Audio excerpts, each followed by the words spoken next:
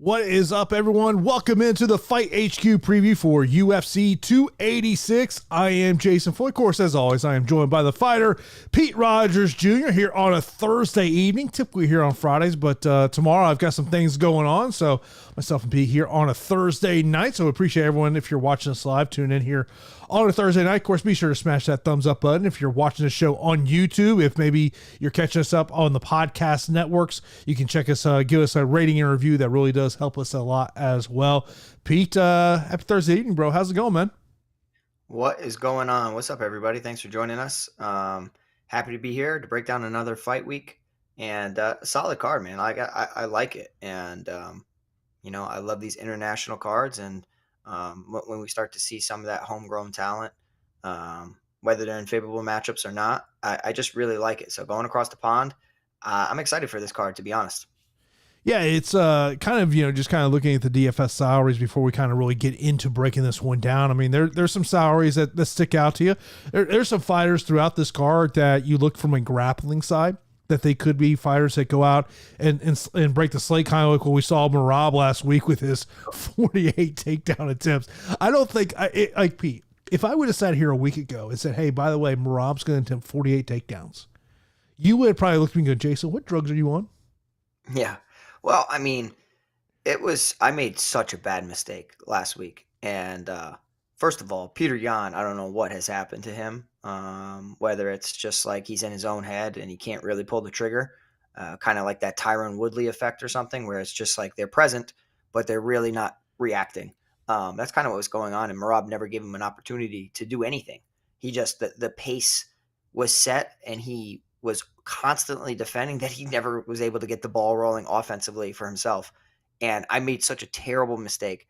I ended up I do this a lot where I go super aggressive on somebody and either it hits and I have a great night or it doesn't. And it's just like, okay, I'm just going to enjoy the fights and turn it to sports betting. I ended up going with like a locked in Carl Williams. Yep. And I was like, yeah, that's that 9,000 fighter I'm going to get different with. He absolutely smashed and had the highest score for the longest time. Little did I realize that for whatever reason, I had virtually no Marab, like virtually none. And like, I know it's a close fight and I didn't even follow my own basic rule of prioritizing main event and co-main event underdogs.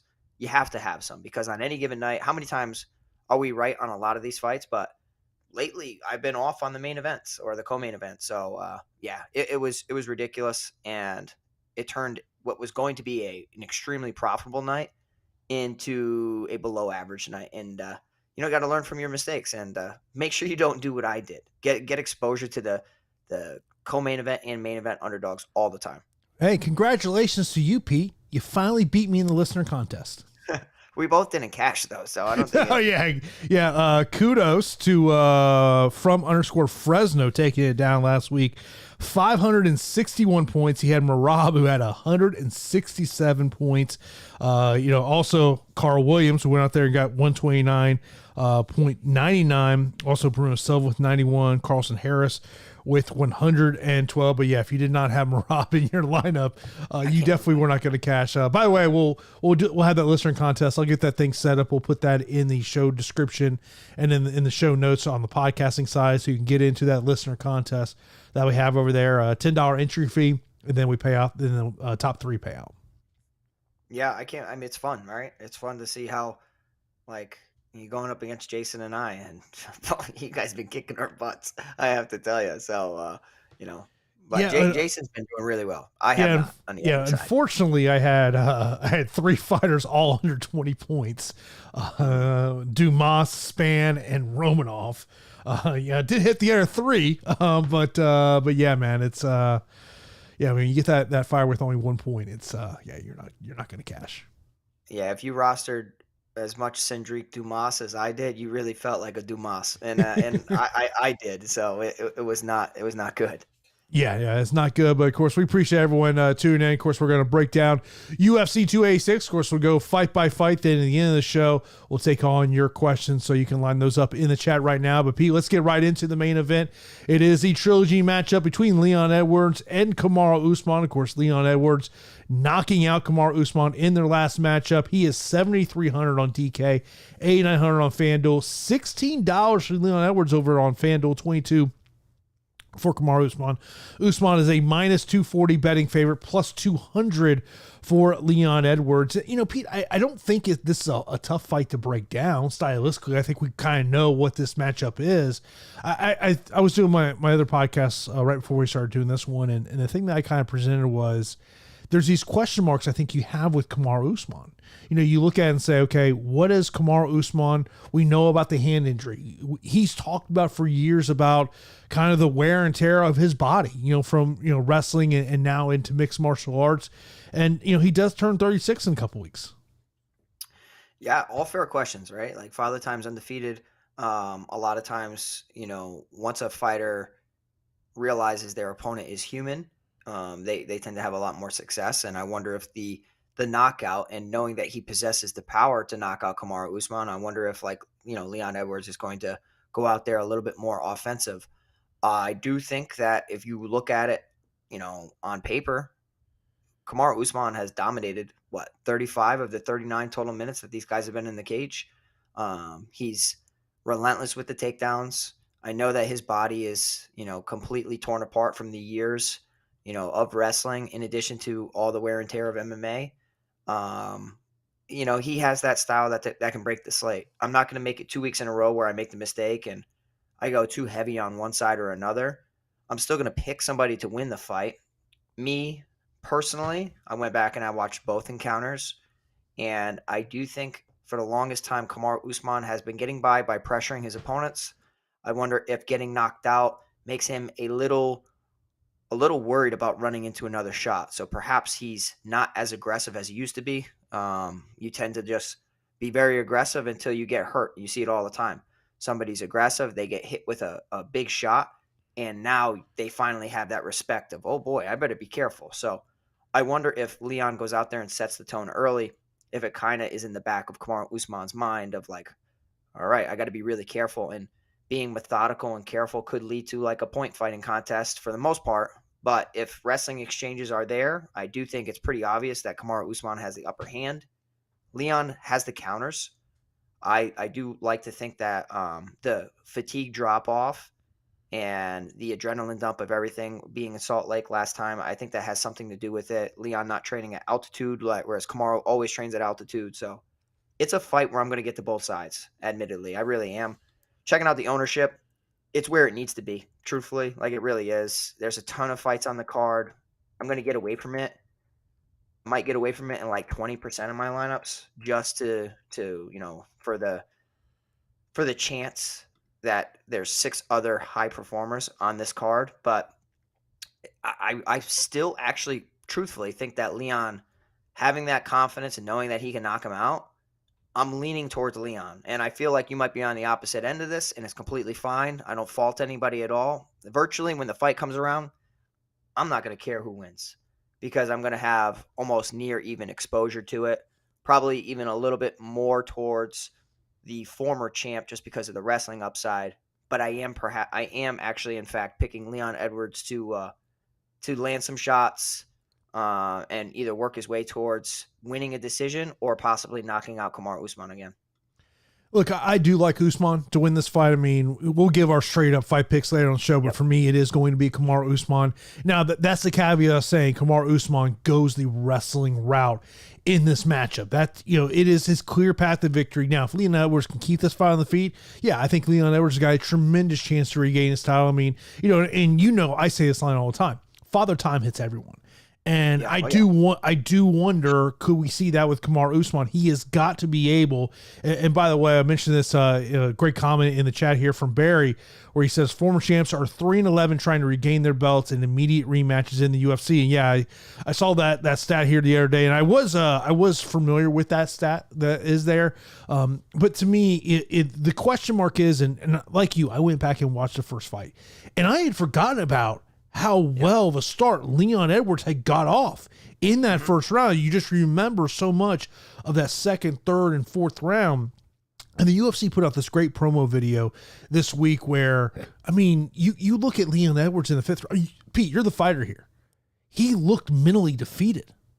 Oh, yeah. And that's where the corner came in, right? Like, mentally defeated, fighting at altitude. The guy's in great shape. So it's not like he doesn't train hard. It is the pace of Kamaru Usman, but it's also the elevation. People underestimate how horrible elevation is. I have experienced it firsthand, and I'm always in great shape. And then when I went out and trained in New Mexico, it was like, bro, it's completely different. You're gassing when you shouldn't be gassing, and then when you go back to normal elevation, you're back at sea level. You're fighting perfectly fine. So anybody who trains at elevation is always going to have the upper hand as far as the pace and the endurance goes. But I actually think that we could see Leon Edwards perform a little bit better since he's not affected by that little X factor. And I do think that if you go back and you watch the first fight, you saw those hand combinations were landing. I think he's going to end up piecing him up with a hand combination. I don't think it's going to be a head kick again. I think the hands are going to be there. Even if you go back and you think about the Gilbert Burns and Kamaru Usman fight, like Gilbert Burns hits really, really hard, and he was cracking Kamaru Usman. And I think that from a damage perspective, Leon will probably have the upper hand, but from a control time and just based on the scoring system, we could see Kamaru Usman just banking rounds because of the takedown. Like, oh, close round, he gets a takedown, and then it comes down to the judges. But we'll see. I mean, when it comes for DFS, I'm going to have tons of this fight, so I really don't care.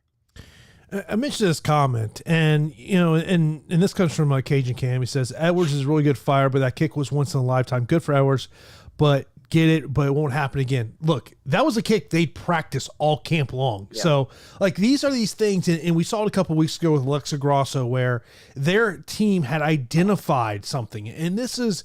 And Pete, you can talk about this from a head coaching aspect of you're going to look at film so much to just try to find what is the kink in the armor, and give them kudos. And by the way, I think Usman's handled this tremendously this week. He's like, look, I got caught. He goes, but I dominated the fight, and I think he outside of the first round, yeah, he's very much on that.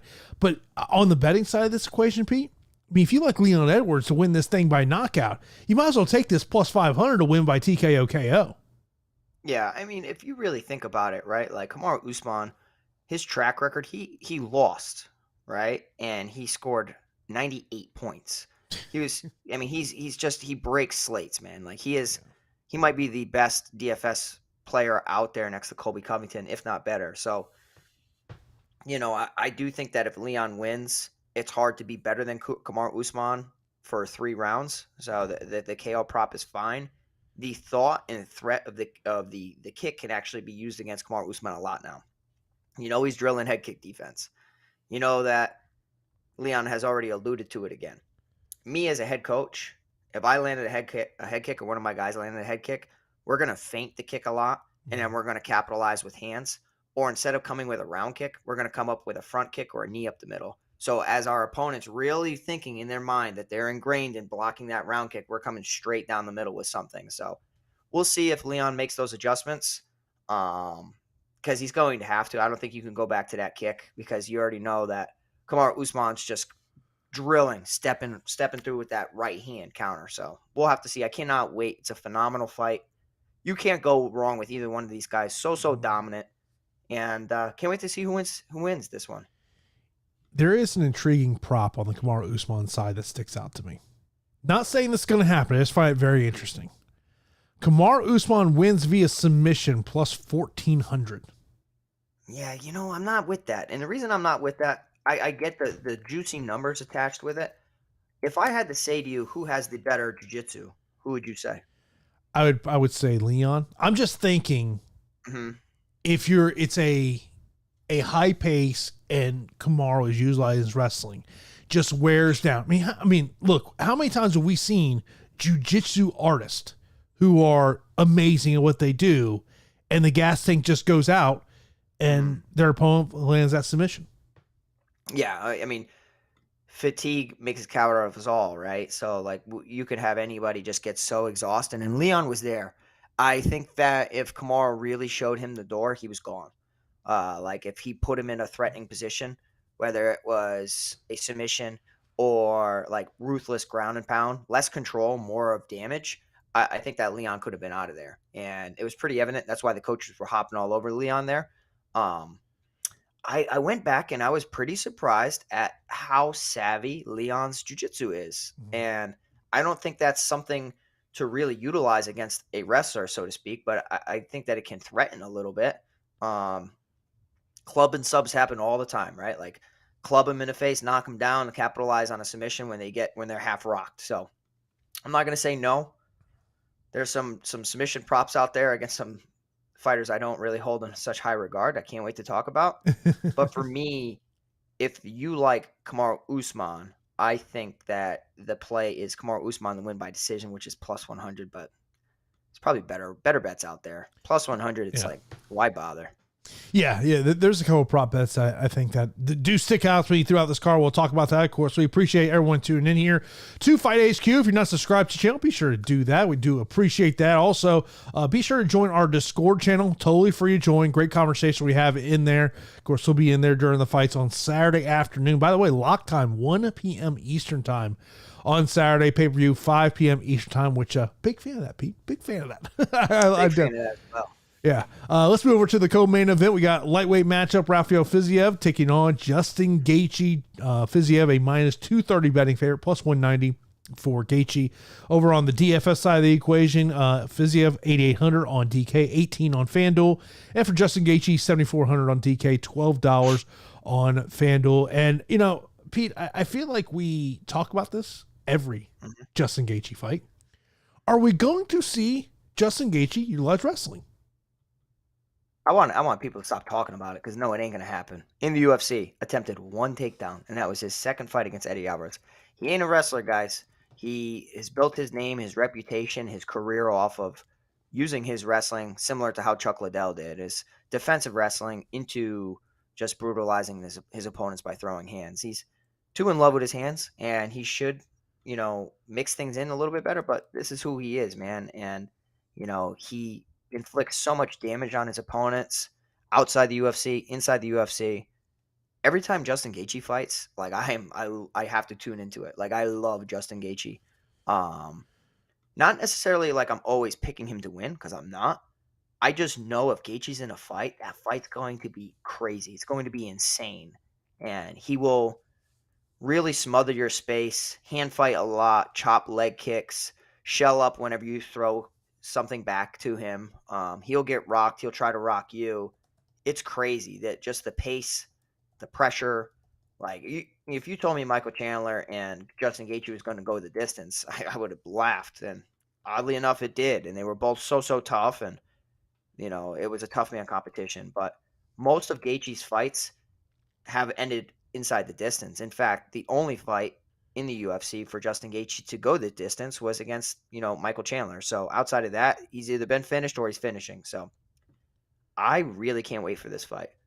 You know that this is a striker's delight. I'm obsessed with striking. I love striking. It's my background. It's my forte.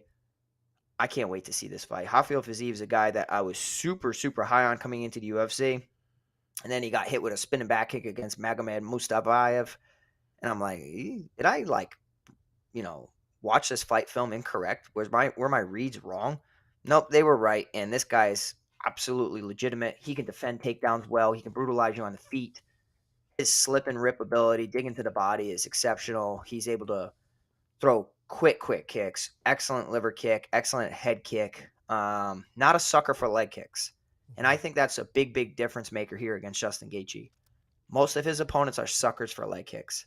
So he's able to chop at the legs, which really drains his opposition. And then when they start to stand in that phone booth because their mobility is limited, he's able to just punish them with ridiculous hand combinations. The performance against Tony Ferguson is one of the most insane performances ever. And the fact that there was nobody in attendance, and that was in the COVID era, that was one of the most brutal fights I've ever watched, Jason. That fight was ridiculous. That and the Glover Teixeira against Anthony Smith, knocking the veneers halfway across the cage, was crazy. So with all that being said, I can't wait. And Justin Gaethje as an underdog, he's a legitimate underdog every time he's out there for you to circle and get aggressive with his ownership, with your exposure. You know what I mean? Like he's going to go out there and fight, and he's going to try to finish his opponents. My worry is that chin. He's rocked all the time. And I do think against a high-level striker in Rafael Fiziev, who possesses hand power, hand speed, timing, rhythm, I think my boy Rafael Fiziev is going to knock out Justin Gaethje. And if he doesn't, I think he's going to just put on a striking display and pick him apart. But I do worry about Rafael Fiziev kind of gassing out in the third round. So if it was 5 rounds, I'd be even more worried. But 3 rounds, I think that Rafael Fiziev has this fight. So I'm going to be favoring here at at 8,800, and I'm going to be way more aggressive than the field with this fighter. Yeah, I mean that's one of the things when you kind of look at, the projections that we're seeing for this fight, it did stick out to me on both sides of the equation because of knowing that this is, look, this is all caps banger. This is what this matchup is. And so the ownership kind of stuck out to me a little bit. Now, when I look at the prop side of this equation, Pete, the plus 350 Gaethje to win by TKO KO really does stick out to me. Even Fiziev plus 150 win by TKO KO. Maybe if you want a little bit better odds, if you think this thing's going 15 minutes, Rafael Fiziev plus 225 to win via decision. That one kind of sticks out to me a little bit here. No one is going to sit there and say that Justin Gaethje is a better striker than Rafael Fiziev. He's a better technical striker. But to me, it becomes this question of, can Justin Gaethje bring him into a brawl? Yeah, as an underdog, I'm fine with getting to Gaethje because of that power, because of his well-rounded skill set and the experience. And he's just a mean dude. And it's about getting your opponent to step outside of their comfort zone. And Rafael Fiziev, if he gets hit with a big shot and gets cracked, then this could turn into like an egotistical match where they're sitting there and, seeing who's tougher, like how Michael Chandler fights. Like, there's no reason to stay technical, Rafael Fiziev. You're the better technician. Gaethje is still very technical, and I think he's completely underrated in that department, but he's a brawler on paper against Rafael Fiziev. Rafael Fiziev is a technician, so Fiziev just has to be wise, not get too reckless, and get caught. When any of these fighters, these top-end strikers, are trading hooks, it's 50-50, man. Who's got the tighter hook? Who has the better timing? Somebody's going to fall down. And if you want to just play the violence play, either fight it to win by TKO, KO sits at minus 175. Root for violence. You know what I mean? And then just sit back and enjoy it. I will. We're going to talk about prize picks towards the end of the show, but I did find interesting that the fight time prop for Fiziev is 10 minutes. Yeah, I'm with you on that. Like, this is a fight I think is going to be under 2 rounds, me personally. But it all depends on the aggressiveness. Yeah, that's where, if you probably want to play it safe, and I'm sure this line is not good at all, I would say look at that under 2.5, which is, it's only minus 157. Yeah, that's really shocking to me. I don't understand that. I would have thought at least 2-1. Yeah, fight doesn't go to decision is at minus 200, so maybe instead of picking somebody to win by KO, just in case something stupid happens, because that Justin Gaethje doesn't have the best submission defense and there's question marks surrounding the ground game of Rafael Fiziev, maybe just fight doesn't go to decision and minus 200, just the safest play out there. And then the other part of this is you got Gaethje and Usman who've been in training camp together. That's kind of an interesting dynamic there too. Yeah, I agree. It's really important when you have training partners, and it's quite odd. It seems like every time Gaethje fights, Usman's fighting. It's weird. But it's great. You have everybody's preparing together. Well, also makes it real easy on the training team too when it comes to the travel aspect of this. Yeah, absolutely. Just because for people who know kind of how this all works, the UFC does not pay for all your training partners to get on a flight and have a hotel room and all that. That's where that kind of comes into the equation there. Now, we talked about how Kamaru Usman could be a slate breaker. To me, Gunnar Nelson is another guy that has a potential chance to be a slate breaker on this card. He is a minus 370 betting favorite against Barberena, plus 290 for Barberena. Looking at the DFS salaries, Gunnar Nelson, $9,200 on TK, $20 on FanDuel, and then Barberena, he is $7,000 on TK and $10 on FanDuel. And Pete, the path to victory for Gunnar Nelson is extremely clear here. Oh, it's absolutely clear. And I think that Bryan Barberena, is what he is, right? Like, he will engage in a firefight. He's totally live to win those types of exchanges. He can defend the initial takedowns. It's just like, if you can chain wrestle against him or take his back, he's very green in those situations. And it's quite odd because, he comes from a solid camp. you know that they're pretty good grapplers there. It's just it doesn't click with him, and you know that Gunnar Nelson was originally supposed to face Daniel Rodriguez, so naturally you have Bryan Barberena coming in here on short notice, and it's just like, is Gunnar Nelson just going to stand and trade with him? Do I believe that? No, I don't. I think there are periods of time. The way that he keeps his hands low, we've seen him get knocked and put on his butt several times just from kind of having that technical stance of his hands low and utilizing his footwork. He can dart into a shot all day long and get knocked out. But the correct game plan is just blend his striking into his takedowns, take the back, choke out Bryan Barberena, who is coming in here on short notice. And I think that, Gunnar Nelson is clearly slate breaking material. I was quite surprised he couldn't get away, put Takashi Sato away, to be honest. And yeah, Gunnar Nelson at 9,200, he's going to be a part of a lot of my lineups. I'll have some Bryan Barberena in case, Nelson just like totally disrespects Bryan Barberena's striking skill and runs into a shot or stays in the pocket a little bit too much. It can happen. But everything I see from Gunnar Nelson, he's been in more difficult matchups than this Bryan Barberena one, and he survived. So I see no reason to get away from Gunnar Nelson here at 9,200. Yeah, I mean, when I'm thinking about fighters that I have the most confident going out there and get a W, Gunnar Nelson would probably be at the top of the list this week for me. And also from a DFS perspective, looking about, that path to 100 points with grappling, maybe a submission win for Gunnar Nelson, which, by the way, that submission win, not really a great prop out there, plus 100. He's plus 700 win by TKO KO and plus 175 the win by decision. The only thing that I think would kind of concern me is if he can't get Barberena out within 10 minutes and, could Barberena, just survive and maybe you get a worn down Gunnar Nelson, then he can make it into a stand-up fight. That'd be my only concern about going heavy on Gunnar Nelson. Yeah, 100%. So I'm not going to go like heavy on him, but this is the same guy who just got exposed against Rafael dos Anjos, and I don't want to say that he got exposed because RDA is a stud, but he did lose a decision to Jason Witt by getting just ragdolled throughout it. Yes, he defended 10 takedowns, but I don't really hold Jason Witt in high regard. He's fought a ton of high competition, but so has Gunnar Nelson. So I just think that Gunnar's way, way too good on the ground, and I think he's going to be a little bit too much. There's levels to this, and Nelson full camp, 9,200 all day long. Like if I was going to sit there and label out a cash core for me, it might be Nelson and Usman. That's fine. That's fair. I mean, I'm leaning towards Edwards, but that's fair. I'm going to do that in some of my lineups too. Because, look, I think there are some other fighters who we can save salary on, whether we're talking about DraftKings or FanDuel. And we'll get into some of those fighters as we do go on. Let's move over. Next up, we got a female matchup. We got Casey O'Neill taking on Jennifer Maia. Casey O'Neill, a minus 175 betting favorite, plus 150 for Jennifer Maia. Over on DraftKings, 8,500 for O'Neill, 7,700 for Maia. Over on FanDuel, 17 for Casey, $14 for Jennifer. And man, Casey O'Neill is getting some ownership here today, Pete.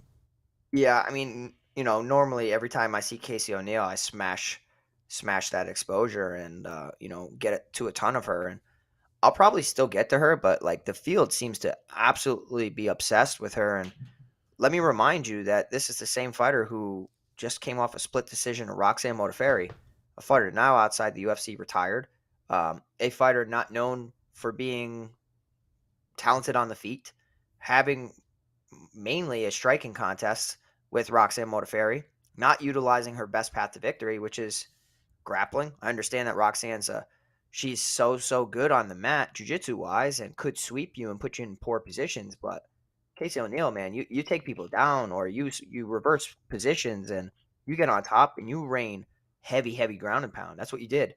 Shayna Dobson, Laura Procopio, Antonina Shevchenko. Like, well, why? Why not against Roxanne Modafferi? And now she's coming off an ACL injury and first fight back, Jennifer Maia. It's like, I don't know, man. Did people not go back and watch this fight against Roxanne? I was not impressed. I was like, she was 9,500 and had a split decision through 393 significant strikes. Tons of volume, right? Landed 229. She scored 121. Which blows my mind. She was think about it. She scored 121 it was a split decision to Roxanne Modafferi. There's a tremendous ceiling every time that Casey O'Neill fights. But I do think that a fighter in Jennifer Maia who's fought legitimate competition, 5-5, say what you will, she's fought better competition than Casey O'Neill has. We don't know if like Casey O'Neill is going to regress a little bit coming back from knee injury. Part of a great camp, yeah. Jennifer Maia she's coming off a victory against Marina Moroz, very talented fighter as well. You know, can throw out good volume, good boxing combinations, solid on the ground. And what did Jennifer Maia do? She just stayed on the feet and kind of outboxed her and outpointed her and everything. So she threw 253 significant strikes. I think people might be a little bit surprised as to the skills of Jennifer Maia on the mat.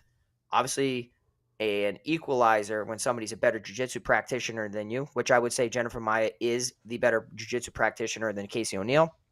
Punch him in the face. And punch him in the face, especially when you take him down. You know, every time you land some ground and pound, that black belt deteriorates a little bit. Brown belt, couple more shots. Talking about a purple belt, you know what I mean? But she didn't do that against Roxanne. Why am I going to think she's going to do it here against Jennifer Maia? It could just be like a poor performance, underperformed. But I'm actually going to lean with the vet, and I'm going to say that Jennifer Maia gets a decision here. And not a DFS-friendly fight for me from the underdog scoring well. I think she'll score under 80.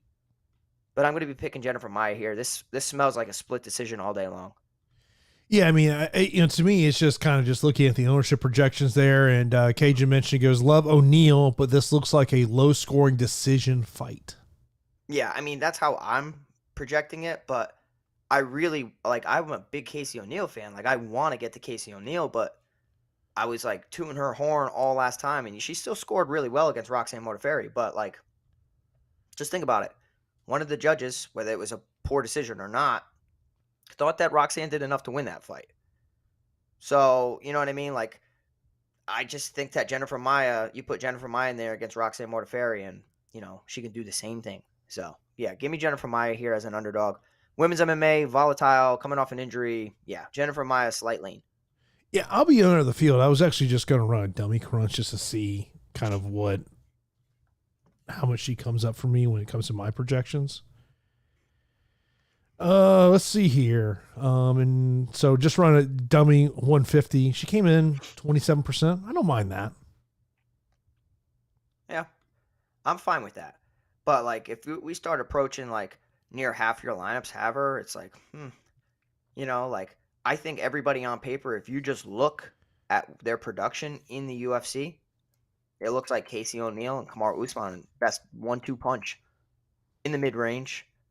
Price tag's broken. 8,900 is not really mid-range, but not in the 9,000 range. You got 8,900, 5 rounds to work with, and then you have Casey O'Neill, 8,500, who has looked like she's just on a completely another level. I think that's going to be a very popular build. I'm going to get away from that build. I'm just telling you right now. I just think when we're talking about game theory and developing lineups, primarily we're talking DraftKings here, is to me it's coming up with a number of how much percentage of your lineups that you do not want to have the main event. I think that's where, when you're talking about your mindset and developing lineups, is that's got to be where you start and sit there and say it doesn't matter whether you're playing, single bull, 3 max, 20 max, 150 max, where the number may be for you, is coming up with, okay, what is the percentage that I want to stay away from the main event? Is it 15%? Is it 20%? Yeah. I think if you start going north of 20%, you're going to be very unique. I think there's no question about that. But also, I would be fearful about one of those guys just breaking the slate. So I'll tell you right now, I thought that I outsmarted so many people last week, and then I was winning $3,000, and then when Marab just started doing Marab things, I'm like, okay, Pete, yeah, that's okay, Peter Yan. Just now start to come back, and now land your right hand, and now is when you're gonna knock him out, and it never came, and I just saw my lineups dwindle. I felt like I was playing NASCAR, and my guy just got a flat tire. So yeah, it's great to be unique, Jason, and it's great to separate yourself. But man, when that chalk when that chalk hits, and you don't have it, yeah, it's pretty tough. So don't get too aggressive. Make sure that you're unique, but don't do what I did. Get to Marab. Get to Marab. Get to Usman. Get to some Casey O'Neill. But don't go crazy. Like I'm seeing, I'm expecting probably like 40 to 50%. I'm going to be lighter than that just to make sure. But, the thing is looking at these fighters that have that grappling upside where they can rack up points on the mat. And Marvin Vettori is potentially one of those fighters. As he takes on Roman Dolidze plus 230 betting underdog, minus 280 for Vettori over on the DFS side of the equation. Vettori 9,100 on DK, $19 on FanDuel. And then for Roman, he is 7,100 on DK, $12 on FanDuel. Look, it's, you brought up a great point before we started the show here is about Marvin hasn't always been the DFS player that you want to be in terms of that ceiling. But I look at this fight, Pete, and I go, he's getting low ownership and he has a grappling upside here. Yeah. I don't know, man. I don't want to call myself a hater. If I picked against the guy in so many fights, I'd be fake to just all of a sudden flip. Because then when I do that, they turn around and lose. And then I'm like, I knew they sucked. I don't think that Roman Dolidze is really good. I don't. I really don't. I don't understand this guy. His grappling's good. He hits really hard. I feel like it's better to be lucky than good sometimes. And, he lands some powerful shots. He's in there with some volatile competition. Kyle Dawkins did not turn out to be the fighter we all had thought, including myself. Phil Hawes, super chinny, one leg, stumbling around. He lands a beautiful combination. I'm not going to take anything away from him, but Phil Hawes is super volatile. And then Jack Hermanson, the weirdest thing was the calf slicer, reverse calf slicer into ground and pound. It's the strangest things in the world. Massive ownership towards Roman Dolidze. And I don't know, man. I think Marvin's I think he's just a step ahead everywhere. I think that his striking's better than Roman. I personally think he's going to put on a striking clinic. I don't love him from a DFS standpoint. I think the best path for Roman is to make this ugly in the clinch. Try to utilize his grappling, but outside of a submission finish, Marvin Vettori is the better wrestler, the better grappler here, MMA grappler, because Roman's pretty sneaky with jiu-jitsu and leg locks, and anybody can get leg locked. I don't know, man. I just see this resume that Marvin Vettori has, 5-round experience. Hopefully he doesn't go out there and think he has 5 rounds to work with. He only has 3, so we need him to go out there and work and hustle and put on just a completely different pace than we've ever seen before. Pretty poor performance against Robert Whittaker. Not really sure what the hell happened in that fight, but that's Robert Whittaker. I don't think Roman's the guy, man. I've been saying it. I'm going to continue to say it. 7,100, easily the most popular underdog next to Leon Edwards, and I'm going to be underweight to it. Still going to get to him just because that luck can still continue, but it's the same guy that had a split decision over John Allen and lost a decision to Trevin Giles, who just out-jabbed him, outmaneuvered him, and just was able to be a little bit more mobile. So, give me Marvin Vettori here. Absolute ownership play, too, 9,100. On paper, it looks like he's not going to put up a good score. This could be, y'all must have forgot. Marvin Vettori goes out there and just finishes Roman Dolidze, but I think the safe bet is that Marvin Vettori just wins a decision and Roman just shakes his head. If you wanted to take Marvin Vettori via decision on the betting side of this equation, minus 135. So I think it kind of tells you the way the betting public sees this one going here. If you think Vettori can win inside a distance, plus 300. Vettori training at Extreme Couture, does a lot of his work also. It's a UFC Apex. Of course, he was in California for a while, and now over there in Las Vegas, something to kind of think about there. But it's one of these equations where I look at Vettori and we always talk about, look at those 9,000 options that just aren't getting ownership and going, God, can I get a little bit of leverage on the field? That's why I'm looking at Marvin Vettori this week, Pete. Yeah, that was Carl Williams last week. And man, oh man, did I hit the nail on the head with that. I was like, oh my God, I'm so smart. But you can't just hit the one fighter correct, especially when you have you can hit the one fighter correct if they're the highest scoring fighter. And up until the Merab fight, he was. So then when the Merab fight happened, it's like, well, everybody who had Merab just killed the field. So these 9,000 options that are getting forgotten, get to them. Let's move over. Next up, we got a featherweight matchup. We got Jack Shore taking on Makwan Amirkhani. Jack Shore is a 5-1 betting favorite, plus 380 for Amirkhani. Over there on the DFS side, Shore 9,500 on DK, $21 on FanDuel. And for Amirkhani, 6,700 on DK, $9 on FanDuel. And I mean, like Pete, I think we could just hit play on every Makwan Amirkhani fight that we've talked about. One round upside. No, yeah, man. Like, Amirkhani wins in round 1, sits at plus 850. That needs to be your play because you know he goes out there, he'll sprint from one side to the other. He'll go out there and land 5-6 takedowns, attempt anaconda darce chokes, all sorts of head and arm positions. And if you're not wise in the jiu-jitsu field, you're going to get put to sleep. And before you even know what happened, you're waking up. And, you know, he is in an interesting spot in a winnable matchup just because Jack Shore is coming up a weight class. And, you know, Jack Shore is coming off a disappointing performance, one where his durability was put into question. And Makwan, a guy who's not known for his striking, can definitely make anybody respect it by just slinging some leather and it'll open his takedowns up. Me personally, I think Jack Shore's just 2 times the fighter that Makwan Amirkhani is. And I think that if you show Makwan the door, I think he's gonna open it. And you know, as far as fatigue, when fatigue sets in, he does not really look good at all. Jack Shore can punish him on the feet, land better boxing combinations. He can defend the takedowns from Makwan Amirkhani. He can defend the submission attempts from Makwan Amirkhani. He can counter. He can get his own takedowns. And I actually think we're going to get a ground and pound finish here from Jack Shore. So I know it's a hefty line at minus 550. You got Jack Shore sitting here at 9,500. I love Jack Shore this week. I really do. This is a guy I've been extremely high on. And he lost to my favorite bantamweight in Ricky Simone. Can't fault him for that.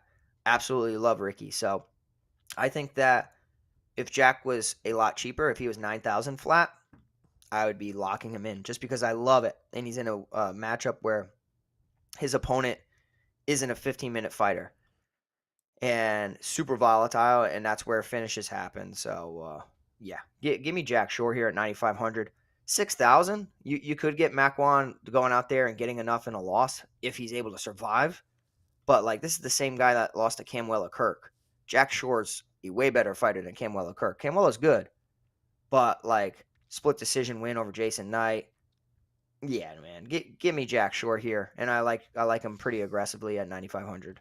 And of course, this is Jack moving up to 145 pounds after a stint at 135. But yeah, like you look over the props, and you know you mentioned about Jack Shore. I mean, minus 130 win inside distance, plus 200 to win by TKO KO, plus 265 to win via submission. But the props on Amirkhani are crazy. You mentioned about that round 1 prop. Even if you just wanted to take the win by submission prop, plus 800. That is a crazy prop to me. Look, I like Jack Shore to win this one, but if you want to present a way of how Makwan Amirkhani is going to win this, round 1 submission is the way to go. Yeah, agree. I totally agree with you. Then when you get super specific and you know that a guy really only has one path in a fight, target the round and the method of victory. So, me personally, I think Shore wins inside the distance. I can't tell you if he's going to submit him or if he's going to TKO him. I feel like Shore might be a little pissed off here. And, you know, I can actually see just ground and pound. Makwan being wise enough, you know, defensively. Yes, he'll be tired, but I'm seeing like Jack Shore on top, boots in, ground and pound finish. And, you know, TKO sits at plus 200. So I'm okay with that. I mean, if you want to play some crazy props here, you want to play some round props, Pete. Jack Shore wins round 2 plus 420. Jack Shore wins round 3 plus 700. Yeah, I think that's the way to target Amirkhani. He's a good fighter for round 1. But if you can counter what he does, he gets desperate. You know that like desperation look on certain fighters get? Like he looks desperate from the get-go. So, yeah, I'm all about Jack Shore. He's going to be one of my most aggressive 9,000 options. I hope the move up in weight doesn't affect him negatively. He's talked about how positive he feels in camp, how he's stronger, faster, feels like he has more energy. And it's like, dude, you are a stud. If he feels any bit better, we might actually have the guy who you know performs in practice show up under the lights. Now we move over to Pete's favorite salary of the fight card. That is the A200 8,000 fight. You got Chris Duncan taking on Omar Morales. Omar Morales is the A200. Chris Duncan 8,000. They're both $15 on FanDuel, and it is a straight up pick 'em on the betting lines, -110 on each side. And this is one where Omar Morales, I mean, I feel like I talk up Omar Morales more times than not, but I'm looking at kind of his salary, ownership projection right now, Pete, and I'm like, God damn, that just is sticking off the page at me, man. Yeah, I don't blame you. I don't blame you at all. Omar Morales is 3-3 in the UFC against a debuting Chris Duncan. It's a leverage play for sure, and I try to almost get to 100% in this fight. Past couple weeks, whether I was on the right side or the wrong side, I still had enough of the other fighter that ended up winning to come through, and the salary just allows for so much, right? And we do know that, like, it's a close fight. It's a closely lined fight. Omar Morales, not really with Killcliff FC anymore, Sanford MMA, so it's a little strange. Going back to his home roots, I did see him training a little bit out of the Goat Shed, which is another team down in Florida. Pretty tough team, but I feel like it's not like high level training partners, hard training partners, guys on the rise, but not guys at the top level. I worry about the durability of Omar Morales. We saw Uros Medic put him away in the second round. We saw Jonathan Pierce out wrestle him like crazy and then put a submission on him, and he was out. Shane Young, who has been a lower level fighter inside the UFC, he wasn't able to get the finish. Fought Giga Chikadze, got dropped numerous times. Giga's an absolute stud. Had a decision win over Gabriel Benitez, Dong Hyun Ma. I don't know, man. You would just think that there would be some knockdown. He has one knockdown in his entire UFC career, and it's against Dong Hyun Ma. 8,200, you can get to him. I really like Chris Duncan this week. Really, the reason I like Chris Duncan is the aggressiveness. Now, aggressiveness can, be great for you, but it can also run you into some shots. And on the Contender Series, man, Duncan was dropped I don't know how many times, and looked like he was going to lose his second opportunity on Dana White's Contender Series. And then he lands a beautiful right hand and one of the best come-from-behind victories on the Contender Series. And he looked great. The finish looked great. He didn't look good early on. He looked great against Slava Claus in his debut on the Contender Series until the second round when he ran into a left hook. So, volatile matchup here. What I do like, though, is that Chris Duncan is now a part of American Top Team, has been for a little bit, and seems to be like really clicking with Grant Dawson, and they train exclusively with each other. And Dawson talking about how strong Duncan is, how big he is for the division, and how he dwarfs him. Despite Dawson being a humongous guy, Duncan does make him look a little bit small. And if you can kind of get that rub from working with the high-level teammates, Steve Mako's wrestling down an American Top Team, Grant Dawson being one of your best friends there, main training partner, Chris Duncan has the wrestling advantage here over Omar Morales. So I'm going to go Chris Duncan. I think that he breaks the slate. I'm going to have enough of Omar Morales in case that he knocks out Duncan because he's super volatile, but I feel like this fight's super important for your lineups, and I'm going to be going with Duncan to get a victory in his UFC debut. Interesting. I'm interested in that one. I mean, it's just for me, it's just I'm looking, and from a strictly DFS perspective, I'm looking at those projected ownerships, and I'm like, man, that just really just sticks out to me a little bit there in terms of that one. Let's move over to the next matchup. We got another 9,000 fighter, Sam Patterson, 9,000 and -280 betting favorite, taking on Yanal, 7,200 on DK, 11 on FanDuel, +230 betting underdog. What's your thoughts, Pete? Yeah, I mean, this is an interesting fight, and the reason it's so interesting is because you have an unknown guy in Yanal Ashmoz, coming from a camp that is a super, super tough camp, and K Dojo Warrior Tribe, and I actually know the owner of that and his and another main training partner there as well.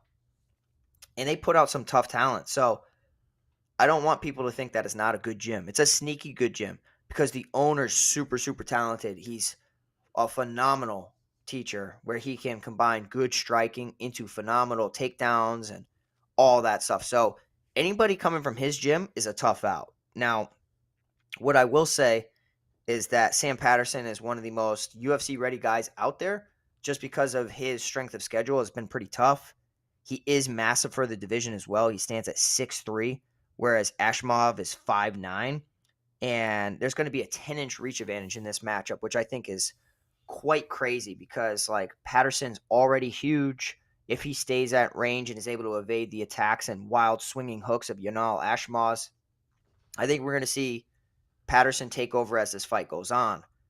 Early on, Ashmoz is really, really dangerous. If he can get inside your space, he swings those hooks super aggressive. He can land some takedowns, but I really feel like he's a cardio liability. And against a guy in Sam Patterson who can knock you out on the feet, who can take your back and choke you out, I think it's going to be a good weekend for the hometown fighters or any fighters representing the UK. I really do. And like Sam Patterson is a guy that I think he's going to get it done.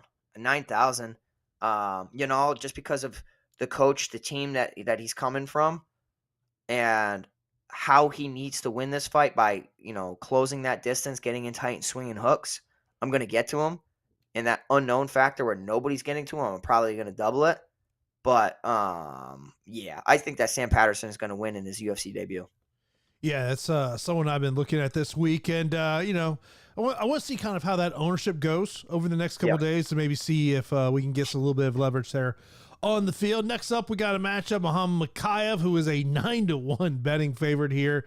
9,700 on DraftKings, $23 on FanDuel, taking on Filho here, who is a plus 600 betting underdog, 6,500 on DK, $8 on FanDuel. I know there was a question that came in a little bit earlier in relation to this fight. I just want to bring it up here, Pete, before you start bringing up kind of your breakdown of this one. As this came from Sam earlier on here in the show. He says Filho will beat Mokaev on the feet and his shoulder is blown, so no wrestling from Mokaev. Am I crazy thinking this will be the same as TJ Dillashaw's last fight?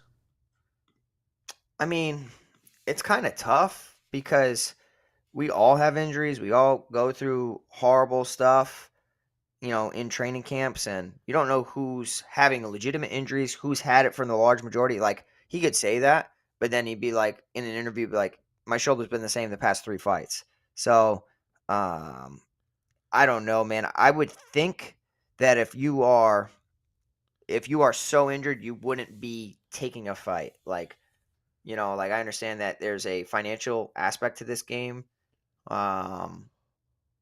You need fights in order to make some money. You want to climb the rankings. I still think that Muhammad Mokaev is going to be the side. From a betting standpoint, would I put it a part of a parlay? No. Do I want to be the guy banking on this unknown injury? We don't know the severity of it. No, I don't. From a DFS standpoint, I'm going to get to him, but like I would imagine that there's going to be some close production of some other salaries that are a lot cheaper. So he has the highest ceiling on the card next to Kamaru Usman, who's at a much cheaper price tag at 8,900. 97 is really difficult, right? Bo Nickel was close to that, if not 97, and won so quick. He never made it into the optimal lineup because it just restricted the rest of your lineup construction. So I will say that Jafel Filho is a guy who is pretty damn good, and on the Contender Series against Roybert Echeverria, like, I actually was pretty high on Roybert because I know that it was one of the Goat Shed's best prospects coming out of their gym, has great striking, solid wrestling, just solid overall, looks UFC ready in all other fights. I didn't expect Filho to win via knockout. I thought that if he did anything, he'd get into an advantageous position and submit him because Filho has some really, really good talented submissions, and in a jiu-jitsu match, he's great. And you start adding some punches, I think that any true, pure jiu-jitsu practitioner is a little bit less.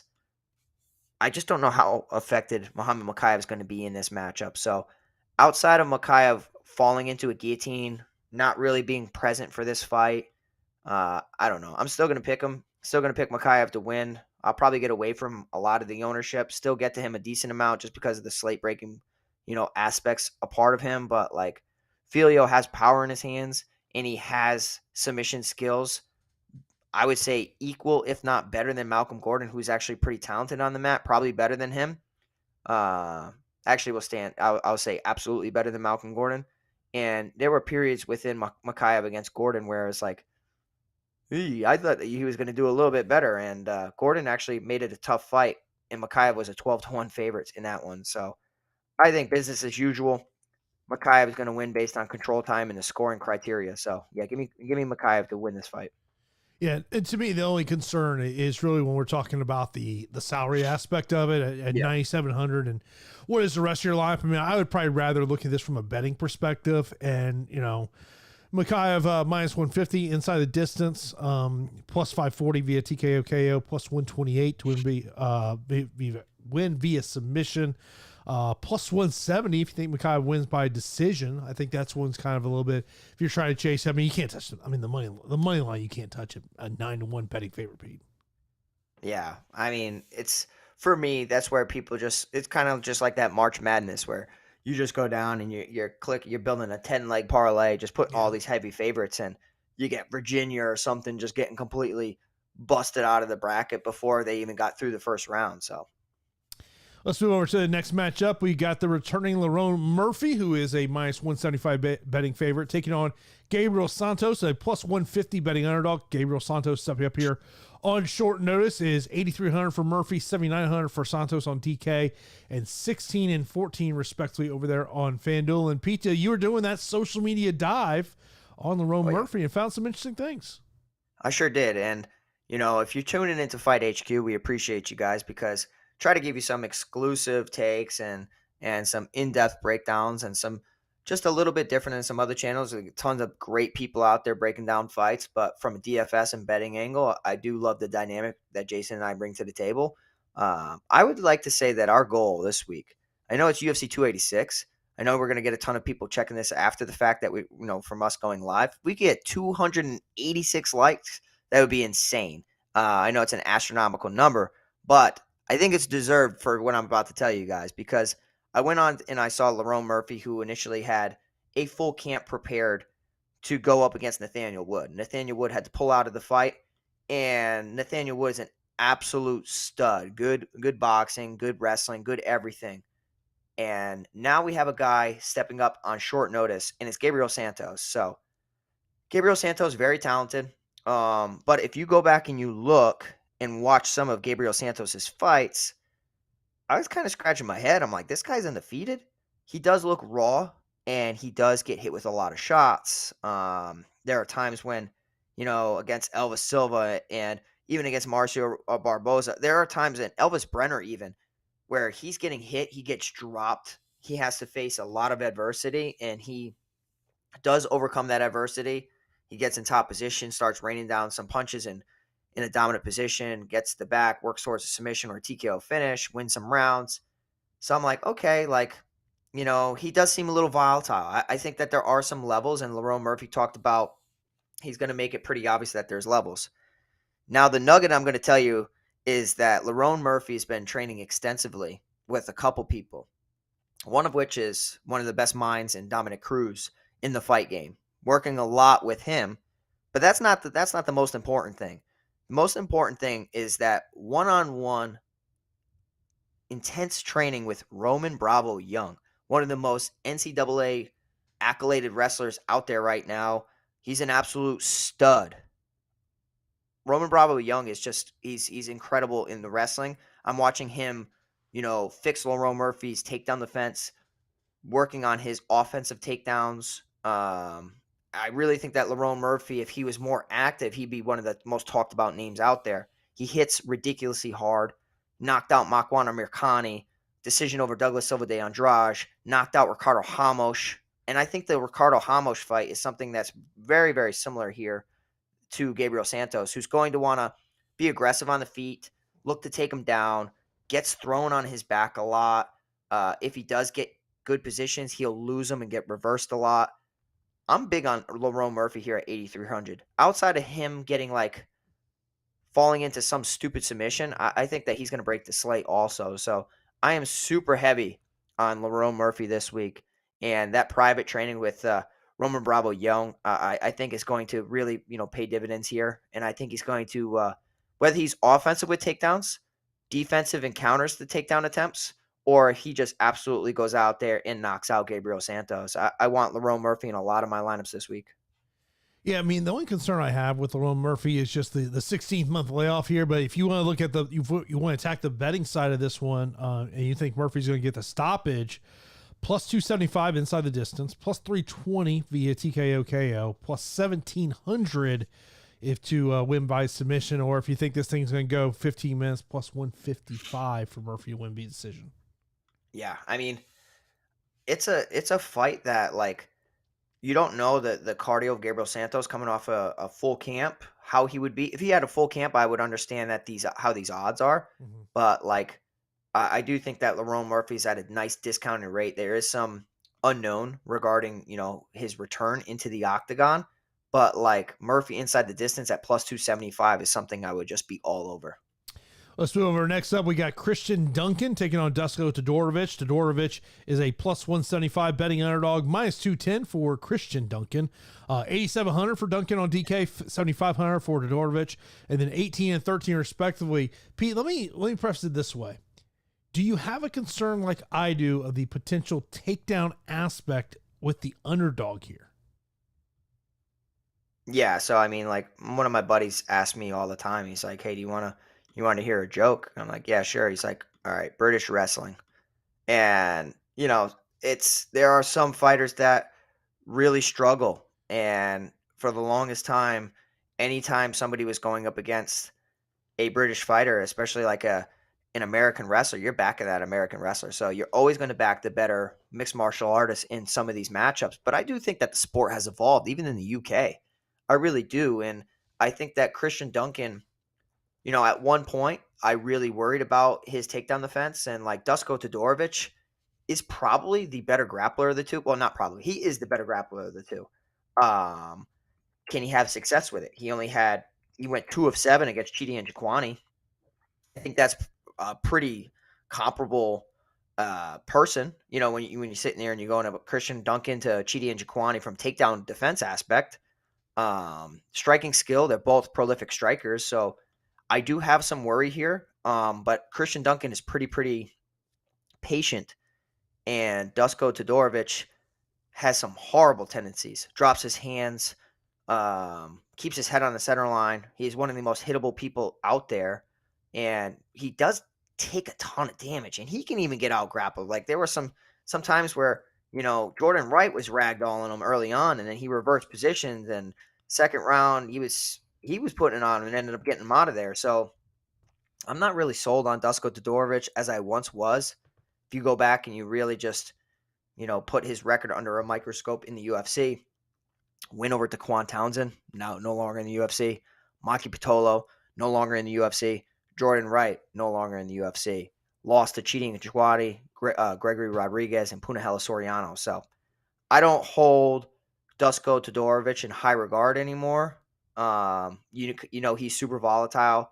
There's a grappling path to victory here. He needs to grapple against Christian Duncan because his tendency of being too hittable is going to work against him significantly against a very dynamic striker in Christian Duncan. I actually think it's going to be a patient performance from Duncan, though. He doesn't really rush things. There are times when somebody's hurt, somebody's fatigued, and he'll capitalize on it. But there's a lot of times where Christian Duncan will take his time. I'm seeing like a second or third round finish, if there is one at all. This is a guy that's going to, minimize his mistakes in there and try to put on a pure performance. So give me Christian Duncan at 8,700. Understand the grappling path to victory for Dusko Todorovic. But yeah, I'm a fan of Christian Duncan at 87. When I was looking at the prop bet market, there really wasn't much out there, but did find a Christian Duncan wins via wins via decision at plus 500, which is maybe if you're looking for a little bit of juice there. That'd be one way to find it out there, but definitely a guy that, I mean, look, I do feel like this is from and we talk about this frequently of the UFC knows what they're doing with A side and B side. I feel like this is kind of a clear A side and B side. But Yeah. it's just for me, and the reason I phrased it the way I did was I do have a little bit of concern if this fight gets into the second round and even the third round, could that grappling of Dusko take over a little bit? Yeah, I would agree, but I mean, like Christian Leroy Duncan is one of the guys that has had one of the most experience outside the UFC from amateur to professional. So this guy knew all along what was going on and extensive time learning and developing. So I actually think that he's a UFC ready prospect. Let's move over. Next up, we got Jack Hadley taking on Malcolm Gordon. Jack is a 4-1 betting favorite, plus 310 for Gordon. Over on the DFS side of the equation, Jake is 9,300 on DK, $20 on FanDuel. Malcolm, 6,900 on DK, and $11 on FanDuel. This is, Pete, another situation where we got to look at this 9,000 fighter and go, man, not getting a ton of ownership, which kind of makes it go, maybe this is a guy you got to really look at.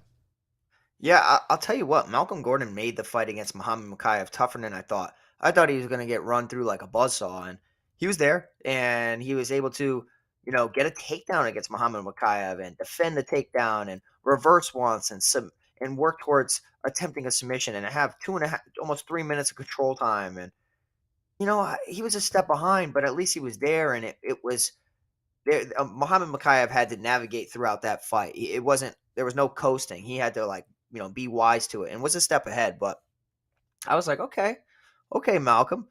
You kind of shocked me there, to be honest. And at 6,900, he's constantly an underdog, and he's constantly thought of as not a good UFC level prospect. I mean, 7,600 against Amir Albazi, 7,100 against Sumar Derji, 7,300 against Francisco Figueiredo, 7,100 against Denise Bondar, 6,600 against Mokaev. So this 6,000 low 7,000 range is it's not unfamiliar territory. He's pretty comfortable being down here and thriving in that underdog spot. I'm going to get to some Malcolm Gordon. It's a flyweight bout.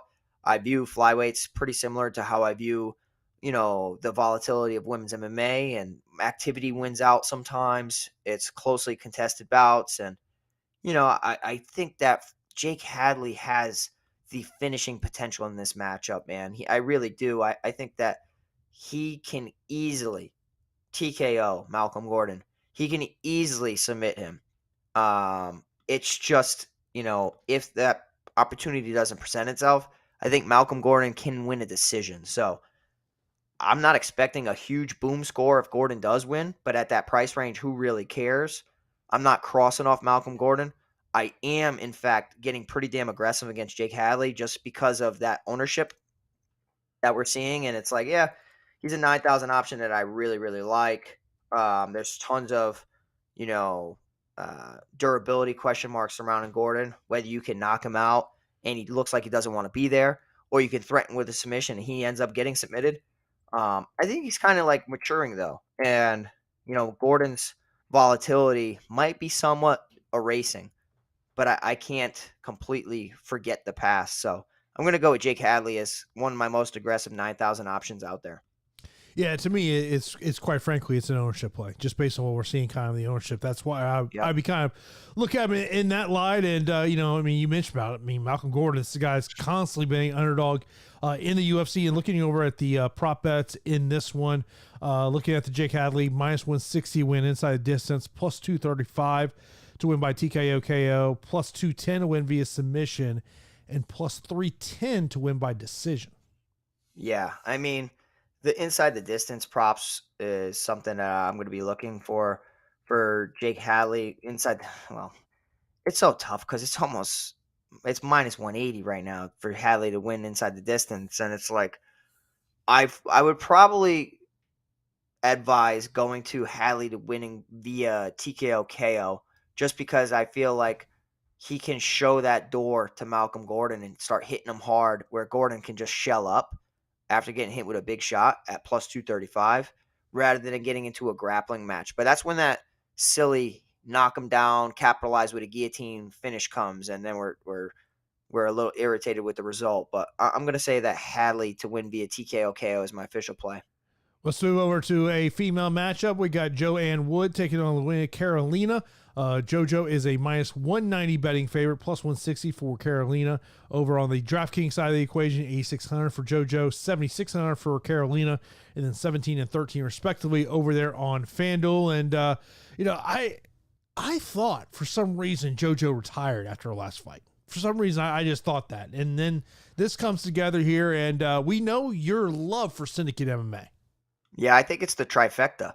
And the trifecta is questioning retiring, volatile women's MMA fight, low level. It's different when they're ranked. And then Syndicate MMA. So it's the absolute trifecta that I'm going to avoid. And I'm going to say that Luana Carolina is going to be an underdog I want to get to a lot. Now, I know she just got completely face planted and embarrassed in front of the whole world against Molly McCann with that beautiful spinning elbow. That was late in round 3, though. 11:52 in complete fight time. So she threw 132 significant strikes. She landed 64. She is what she is. She's pretty big for the division, long for the division. If you're trying to take her down, she has some good framework. She can actually get the whizzer well. She frames on the face. She fights for underhooks. She reverses positions. She likes to brutalize her opponents in the clinch. Joanne Wood has really fallen from grace. Like, truly fallen from grace.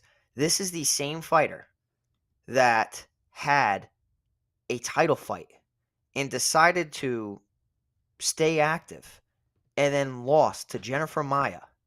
And next thing you know, she loses her title opportunity.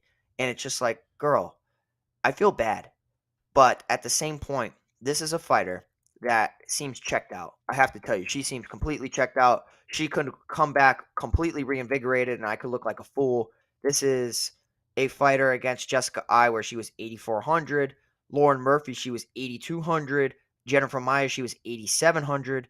Caitlin Chukagian, she was 8,100. You know what I mean? Like, so she's been favored in a decent amount of her fights against some notable names, but she's also dropped back-to-back performances and been submitted in round 1 against Alexa Grasso, Tyler Santos, Jennifer Maia in round 1, Jessica Andrade in round 1, Marina Moroz in round 1. I think that from a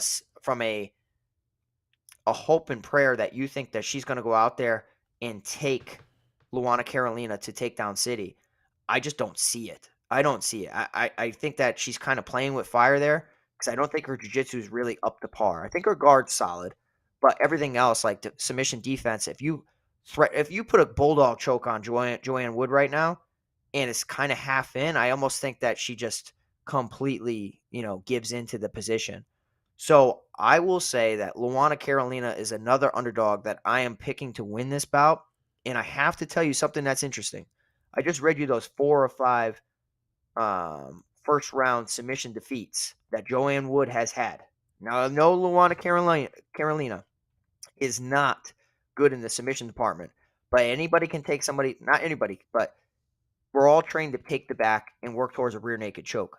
I'm just saying that Luana Carolina to win by submission sits at plus 1,200 across some books, plus 1,200 or plus 1,000 across some books. I'm sprinkling some money on that because I just do not trust Joanne Wood.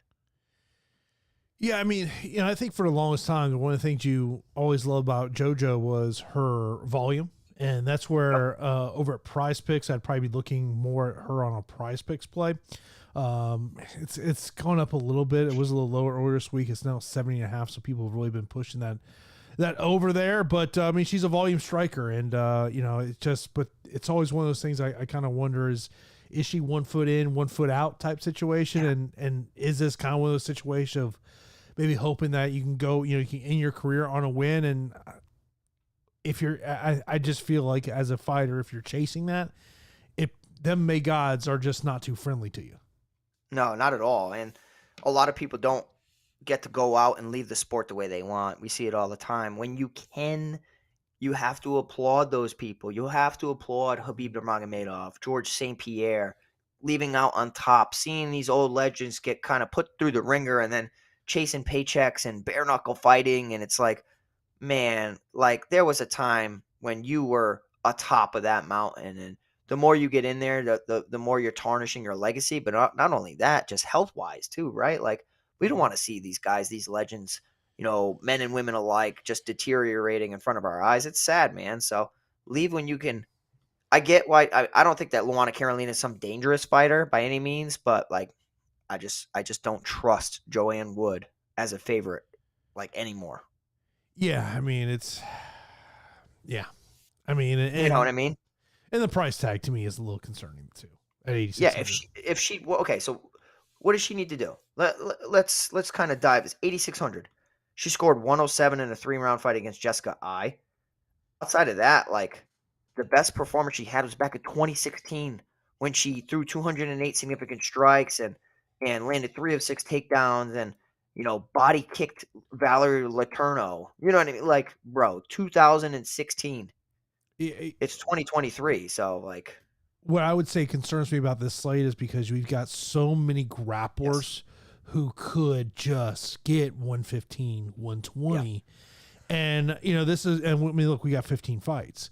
So you got to be saying I need 650. I need probably 700 points to take down a big GPP, So that to me is why you got to kind of circle these grapplers and say, okay, who can potentially get there? And maybe someone like a Lerone Murphy at 8,300 is somebody you got to really look at to try to help build that roster construction there. Let's move over. Next up, we got Klein and Herbert. Klein, a minus 190 betting favorite, plus 160 for Jai Herbert. Levutic Klein, 8,400 on DK, 16 on FanDuel. And for Herbert, 7,800 on DK, 15 on FanDuel. Pete, we missed out on Klein the last fight, and I have not forgotten about that one. Yeah, I don't think anybody has. You've been paying attention to me. I was like tooting the Mason Jones horn. Like that Mason Jones was the guy. You would have thought that his name was Tom Aspinall or Hamza Shemaev the way that I was, just backing Mason Jones so heavy. This is a guy, Mason Jones, that I really believed in. So I didn't give Ludovic Klein much of a shot. He had a split decision win over Devontae Smith, submission defeat to Nate Landwehr, who's not known for submissions. And he kind of just broke him over time, and a decision defeat to Michael Trezano. I'm like, man, Mason Jones is a guy I thought was going to be ranked. Now he's outside the UFC, and good Lord. But anyways, he went in there against Mason Jones and just did enough to make Mason hesitant and hit him with some big shots, defending some takedowns, knocked him down. And, outside of his debut where he knocked Shane down with that beautiful combination, it's been lackluster. I got to say, like, look at this volume. 87 for Mason Jones, 95 for Devonta Smith, 85 against Nate Landwehr, 86 against Michael Trezano. Super low volume. Not a guy that's really going out there and implementing takedowns either. So if you're banking on Ludovic Klein to go out there and take Jai Herbert to Takedown City, he attempted 7 against Michael Trezano, landed 4. It could happen. That's probably the easiest path because I actually think that despite the durability concerns about Jai Herbert, like you have to respect his skill set. He's a talented striker, and he showed that against Kyle Nelson. I thought he was going to get a finish over Kyle Nelson, but I think it was more about solidifying a safe win. Got a nice knockout over Kamaru.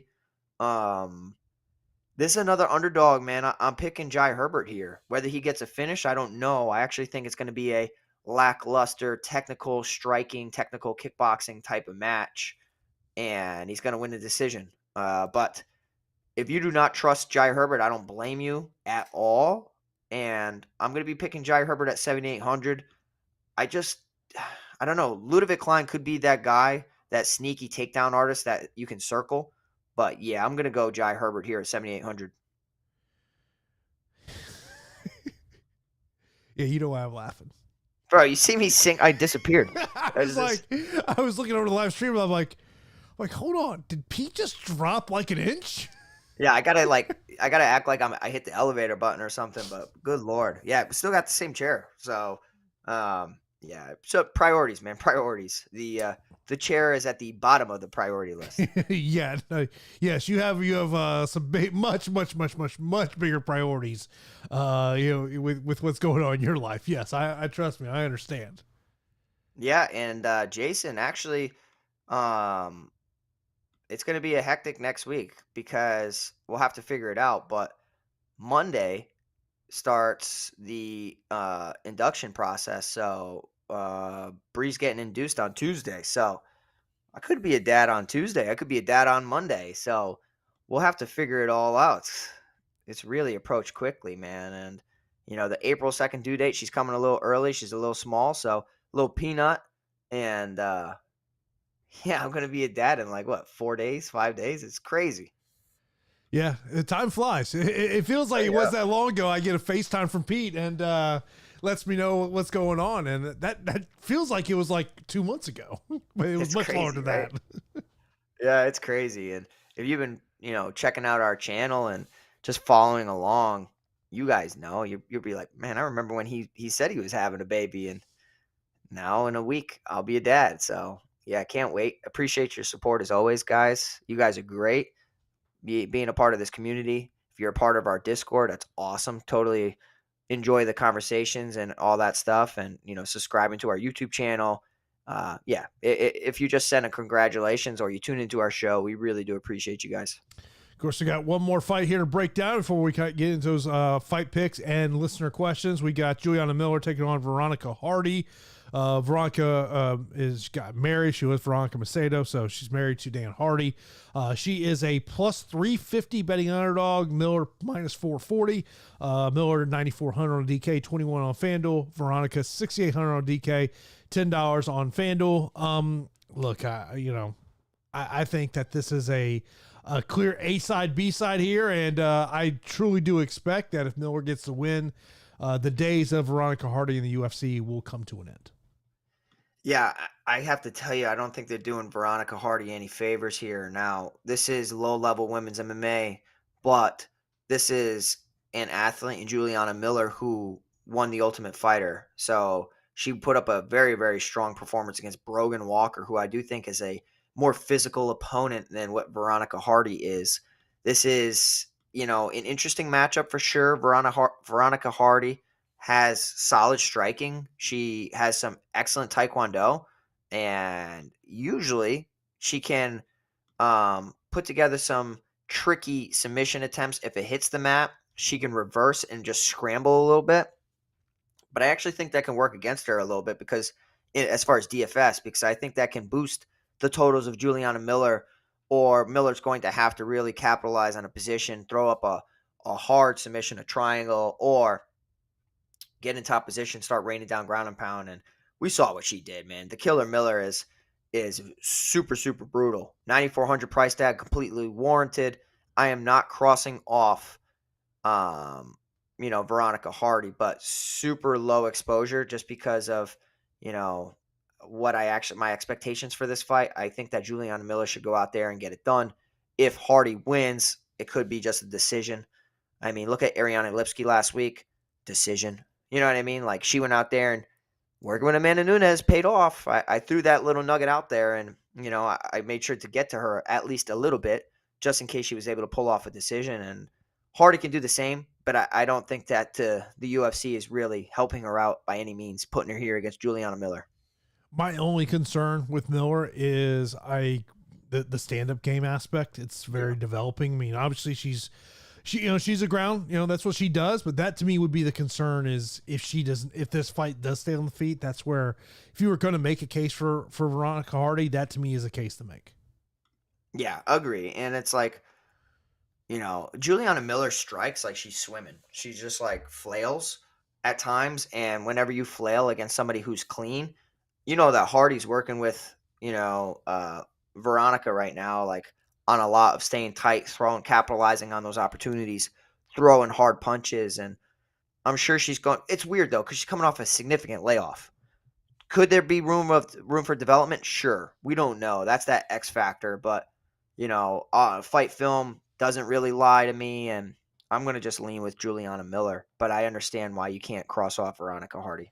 course, if you got any questions, be sure to leave those in the chat right now. We're going to get to those questions here in a moment. Let's get right into our straight up fight picks. We'll start with the main event, and give me Kamaru Usman. Okay, give me Edwards. All right, so you got underdog number one. I'm really struggling with some underdogs this one. I'm just going to say that straight up. Co-main event, give me Rafael Fiziev. Fiziev, baby. Gunnar Nelson. I guess we're going to be a little different. Give me Casey O'Neill. Okay, I'm going Maia. I will take Vettori. Jack Shore. I will go Omar Morales. Okay, I'm going to go Duncan. Give me Patterson. Mokaev. Murphy. I like Duncan, even though I'm concerned if the fight goes long. Duncan. Give me Hadley. I'm going to go Carolina, but don't feel great about it. Carolina for me. I will go Klein. Jai Herbert for me. Oh, wow. Okay. All right. And give me Miller. So if you count the pick'em fight, I got 5 underdogs. So I think that for the most part, it's going to be a really, really good night for the UK. I think it's just going to be a hell of a card. It's a tough dog weekend for me. There's obviously dogs that I can see very much easily winning. Leon Edwards being one of them. I don't rule out Gaethje, but it's just in terms of making those picks. Let's look over at prize picks over here. The Usman takedown prop, man, is 4. That is scary to me. Man. Unless he gets flatlined early, I just think he breaks that. I mean, in their first fight, he had 6, and that was a 15-minute fight. Yeah. I mean, if you tell me this is round 4, round 5, he should go over that 4 takedowns. Agree. Other things on prize picks that stick out to me. I like the over 1.5 takedowns of Marvin Vettori. I think he could hit some late takedowns late in the round to kind of get that one to go over. Yep.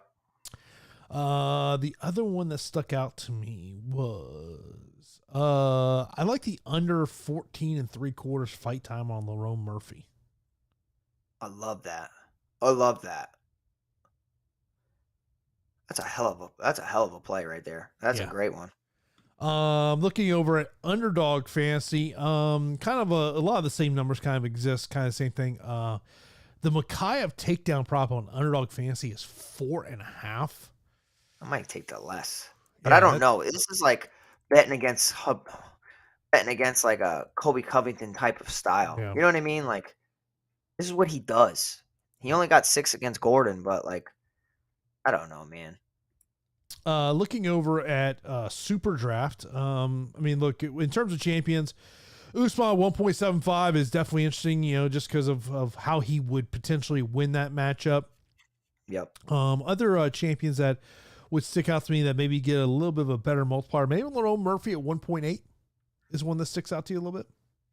Yeah, I mean, for me to get the multiplier, I'm probably just gonna just go after the main event. Truthfully, it's just so easy to get those points unless you really think you feel super confident in a finish. I do feel super confident in a Lerone Murphy finish. I also feel like Lerone Murphy working with Young. I think that he could get takedowns in his own right. He's landing and drilling and all that stuff. So he could be that sneaky takedown artist who he wants to go out there and just prove that he can wrestle too. So. Let's get a question in from Discord over here. It says value plays under 8K on DraftKings. So, obviously, all right, Leon Edwards. Obviously that's self-explanatory. I don't mind the Gaethje. Don't really like Barberena. I think Barberena would have to just maybe a 3rd round, type thing, but really don't love there. It's got to be Luana Carolina for me. She attempted 3 submissions. Think about this. You know how crazy and scared I am to back Joanne Wood because of the submission defense. She attempted 3 submissions against Priscilla Cachoeira. She also attempted 1 submission against Ariana Lipski. So, this isn't a girl who doesn't know how to, work submissions. I just think that's a nice path to victory there. Yeah. Get into some questions over here in the YouTube chat here. Barry brings up a great point about the main event, co-main event. Trevor Whitman with back-to-back fights that he'll be cornering. That is, but that is something he has done before. I mean, this isn't something that's not new to him. He does that all the time. I mean, he did it with Rose and Kamaru and Justin, and you know what I mean? Like, I don't know. It might make it easier on the coaching staff. I also think that it can deflate you too. Like, it depends on how attached you are to that person and like how you let their result affect you. You know what I'm saying? Like, you see your teammate, like if Kamaru sees Justin Gaethje get completely flatlining against Rafael Fiziev, it's going to take a little wind out of your sails. When I had a friend of mine get knocked out pretty bad, it didn't take the wind out of my sails. It pissed me off, and it made me like, that shit ain't happening to me tonight. There's no way. Nope. So then it kind of like, reinvigorated me. Next up, Sammy says, he goes, are we stacking the main event cash and or GPP? I'm gonna a little bit, like no more than 10%. I think 10% or more is too much. I would say more. That'd be more of a cash play for me. Yep. You're the cash god. Jason is the cash god. If you guys don't know, like, cash god king. That's my go-to, man. That's my go-to, man. Play Bro. cash, man. Do you ever lose in cash? Nothing It's crazy. pretty good when he has to think about it, right? You know what I mean? It's like, I can't recall. You know, I mean, I had a bad streak about 3 weeks ago in NBA, but overall in MMA, yeah, I'm pretty good in cash. By the way, Samuel mentions top 2 cash. Let's hear it. Yeah. I really like Gunnar. I would probably say Gunnar Nelson.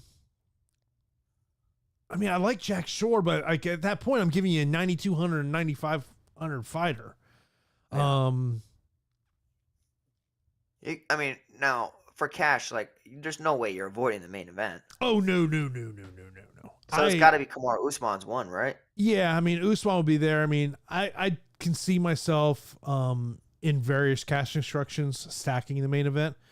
You know, but the whole fear in cash and stacking the main event is a, first, second, third round stoppage. I need that thing to go 25 minutes.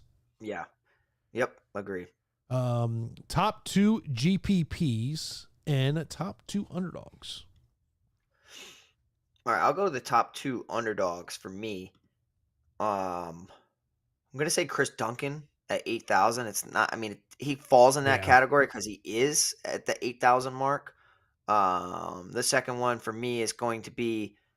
It's like a 3-headed monster between Jai Herbert, Jennifer Maia, Luana Carolina. Who do I actually think is in the easiest matchup where their opponent's super volatile? It's got to be Luana Carolina. I have to say, I know that she's coming off that crazy knockout, but I mean, I'm pretty sure she just married her jiu-jitsu coach too. So that jiu-jitsu might show up here. So going Luana Carolina 7,600.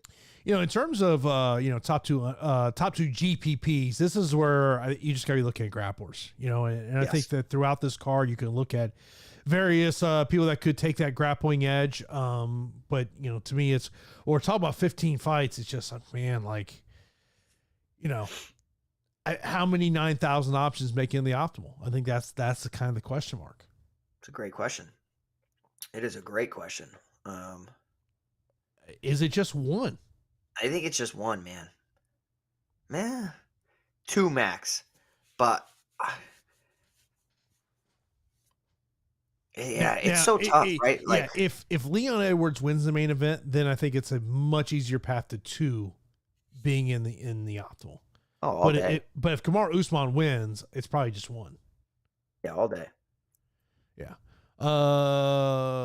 Top MVPs and champions. So as I look over at the MVPs, I mean, look, it's, Kamaru Usman, what he could do. God, a lot of leverage if you take Leon Edwards. At $16 is on FanDuel. That's really intriguing to me. I do like Gunnar Nelson as an MVP. Jack Shore will be another one's MVP that would stick out to me. Yeah, Jack Shore is a complete, like, aggressive play this week. I'm trying to load this right now, and I don't have it. It's not loaded on my end, but I will say that Rafael Fiziev might be one of the most intriguing players across, the captain contest, across the regular slate. Prolific striker, both anticipating a high kickboxing fight where we know that Gaethje gets rocked a lot. 8,800 is a fair price tag. I kind of think that fight's going a little under-owned than what it should be. Mhm. I have to tell you, like, there is some leverage because if you just go to the favorite, I know he hasn't beaten a guy like Gaethje, but this might be hop on the bandwagon a little bit early. Favorite inside the distance fights to parlay. I'm going to go. Let's see if I can do this real quick. I like Gunnar Nelson a lot. So let's build this parlay. So we're going to start with Gunnar Nelson. Would you agree with me that Gunnar Nelson's one of your favorite, if not your favorite, inside the distance play? Yeah. Yeah, I would agree with that. And it's just, I actually think he just submits him. That's like his best path to victory. But if you want to just be safe, throw him in there, win inside the distance. Nelson win inside the distance minus 110. All right, so we got that leg.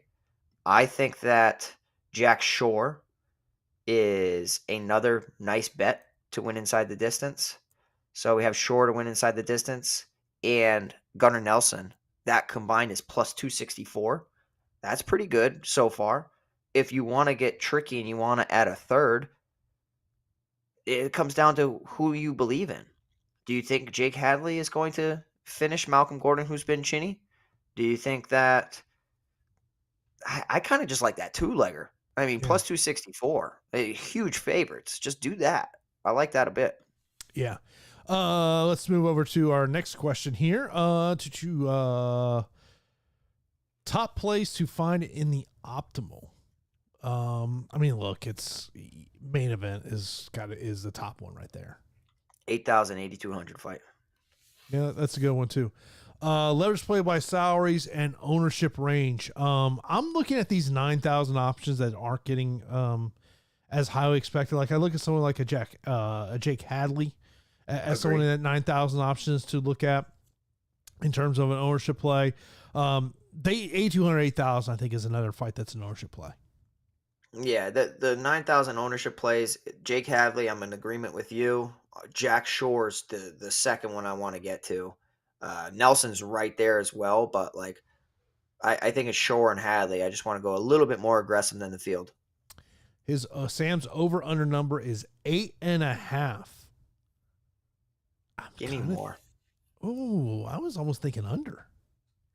Let me see.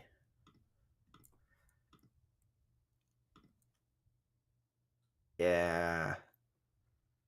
Give me more. Give me more. It's a good number. They're back in the UK, man. It's a violent night. I think it's a really good number. Samuel also says possible stackable fights besides the obvious. Only fight I would stack is main event. Yeah, I don't think I'm gonna stack anything else. Only thing that could be interesting, right?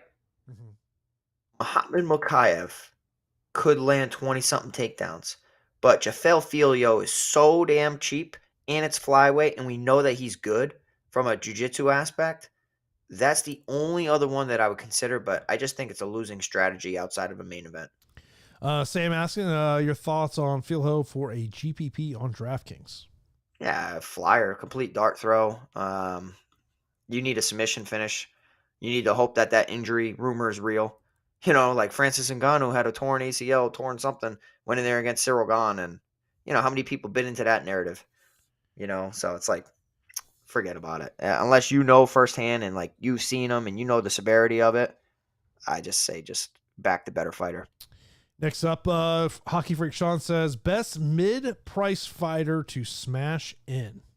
It's Lerone Murphy for me. That is who I am all about this week. So short notice opponent, working with one of the best wrestlers in the game right now. I just like Lerone a lot. And we'll leave on this one. Joey asked if there will be a Fight HQ DK contest this week. Yes, I've just not set it up, but I will put it in the. It'll be. We'll have a link in the pinned comments in our Discord channel. Also, we'll put it in here in the show notes and the podcast notes, so you'll be able to check out that contest. So Pete can once again lose to me. I gotta get back on the winning ways.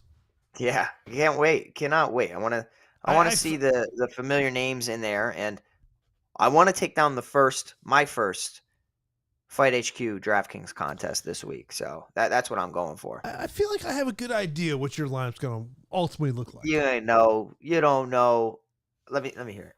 Give me 2 fighters in it. Leon Edwards. Okay. Lerone Murphy. Okay. I always feel like that's where you start off. All right, bro. You're right on. It's pretty damn good. Yep, okay, that's so where I'm then I'm thinking, okay. Let me see. Let me tell you. Then I think you're going to debate between Jack Shore and Jake Hadley. You're going to take one of them two. You calling me predictable? Yeah, you are. Just like I'm Well, predictable. I mean, yeah, but I also what type of guy would I be if I said all this and then I took opposite guy? No, you okay? You're right on. You're completely right. So now I have 3 remaining fighters left. So yeah. This is where I think in constructing cash lineup for me this week will be is looking at that 7,500 and below. It's gonna be easy to get to Leon Edwards. I totally get that. Totally get that. To me, it's that who else besides Leon Edwards in that price range do you want to put in your cash lineup? Like, I can see me getting the Gaethje, but man, I'm just concerned he's got to win because if in a loss, I just don't see him scoring enough that makes sense. Yeah, I recommend you put Veronica Hardy in your lineup, Jason, in our DraftKings contest. So I recommend that's a very good strategy for you. So. Look, if she can stop the takedowns, it's a winnable fight for her. Yeah, for sure. But that's a big. Look what Ariana Lipsky did last week. It's crazy. Yeah, I mean, God. Joey Rock says Carolina is 4. Damn it, y'all! You got 4 of my 6 fighters.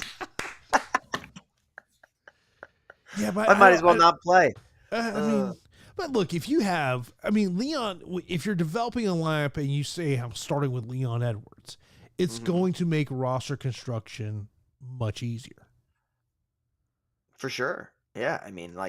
If you are in our DraftKings contest, you're either on Kamaru safe side or ballsy Leon Edwards side. And it's going to be split down the middle, probably 50-50, maybe even 70-30. So I can't wait to see which side you guys lie on. This is a reality, okay?